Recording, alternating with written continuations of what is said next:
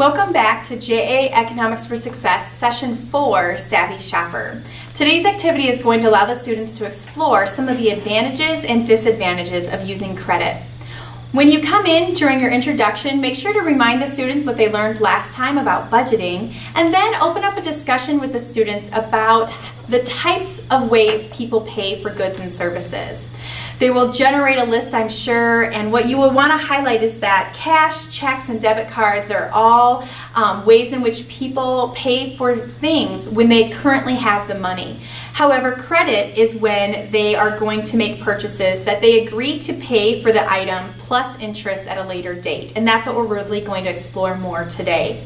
So again, you want to just talk about some of that opening vocabulary with credit cards and debt, and you want to re-emphasize the importance of opportunity costs and how that's connected to credit, and you want to talk a little bit about what interest means so that the students have that baseline knowledge. Then you're going to jump into pairing the students up and having them brainstorm what they feel the advantages and the disadvantages of using credit are. So again, give them a few minutes to share and then bring it back whole group and have them highlight with the whole class some of their ideas. You'll notice that there are some ideas found in your guidebook to highlight if the students don't catch all of those ideas. Then you're going to jump into the activity for today, and this is a really fun game that the students really get into. It's called Savvy Shopper. In order to set the game up, what you want to do is make sure that you tear apart your Savvy Shopper display cards. This is the items that you're going to be holding as the classroom volunteer. You also want to tear apart all of the money and put like increments together. For example, all your $50 bills, your 20s, 10s, 5s, and 1s. Then you want to tear apart your Savvy Shopper cards for the students. Again, they come in strips like this. You want to tear them apart, and then each of the 5 cards you want to tear apart and put a paper clip on them so they're easily distributed to each group of students. You want to ask your classroom teacher for help in dividing the class into 6 small groups. You're going to give each group a small set of Savvy Shopper cards and $50 to start the game off with. What their goal of the game is to be the first group to purchase each one of these items, and then if there is a tie for timing, it's the person who has the most money that remains. So in order to play this game, what the students are going to do is you as the volunteer are going to hold the display cards, and I would encourage you to have your classroom teacher be the banker. This will expedite the process so that it doesn't take as much time.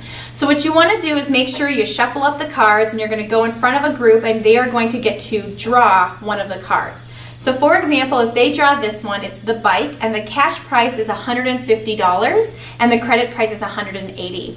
Well, they're starting with $50, so this first group would have the opportunity to either pass their turn, or they could choose to purchase this on credit and pay with interest later. So the group gets to make that decision. If they choose to buy it with credit, they get to take their small card and turn it up to the credit side, so it's on the blue side, and then when they have $180, they can pay that off. Then you would then advance to the next group, and they would again get the opportunity to choose a card and move forward. So if they are making a money transaction, that's when the good time is for the classroom teacher to come behind and work with the money while you're going to the next group to see what they have the options of doing. A couple things to note is that once everybody has had the opportunity to go, you declare a payday and they all get $50 additional. So I always wait until the end of the round to give the money, because it's kind of nice for the students to sit there with no money if they've spent the money they have. It's nice for them not to have a little bit of money for a little bit of a time, but it's also a lot of fun and it creates energy in your classroom if you declare it a payday and then everybody gets $50 more. So they might now have $100, or if they purchase something, they may not have a full $100. You would then continue to go around the room, going from each group to see what items they have. A couple things to keep in mind for this activity is that if they draw a card that they have already purchased, they just basically lose their turn and you go to the next person. They don't get to draw again. However, if the game is really getting to be elongated and there's not enough time, if somebody has all of the items purchased, let's say all the groups have the shoes purchased, you can take that out and then give them a little bit of a smaller pool to pull from. So you as the volunteer can make that decision. You'll notice that there is a clearance sale card. This is where they can choose any item that remains and that is not already on credit, and they can pay $30 cash. Obviously, hopefully they're smart enough to purchase the highest most product, which would be the bike in this instance. So if they haven't already put it on credit, they can pay $30 and get that one paid off right away. Once they have the item paid off, they do get to turn it to the cash price size and then you know that that's already covered. The book does encourage you to make a graph up on the front of the board to kind of keep track so everybody has the idea of who's purchased what and kind of that competition in which they lie. And you notice that that's found on the bottom of that activity page.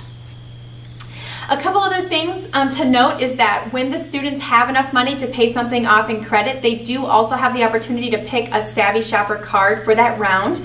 So it's not like they lose a turn in order to pay off that credit, but they do have the opportunity to also try to purchase something along the way as well. So again, after every round, the students would get an additional $50 for their payday.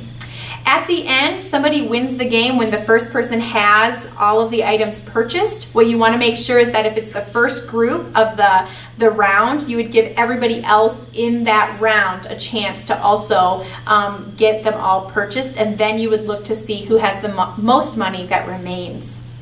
A couple of the times people are like, why would you put things on credit? Why would you not? You don't have to tell this to the students, but some of the wise things behind credit, of course, sometimes it's that there's maybe a really good sale or a really good deal or something happens in life and you really need to make a purchase quickly, and then you have the opportunity to pay it off.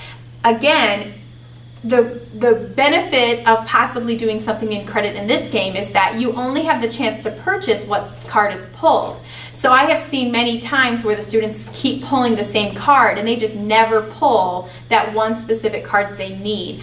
So if they had skipped over the bike in the beginning activity, that's totally fine and that might be beneficial in their thinking, but by the end of the game they might have $300 so they can easily pay for something, but without pulling it they don't have the opportunity to. So that's just a behind the scenes point as to why somebody might be benefited in this game if they do choose to do credit.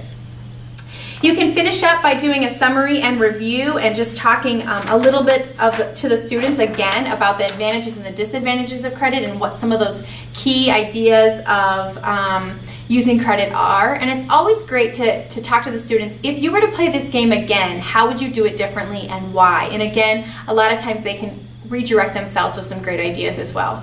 Enjoy the session.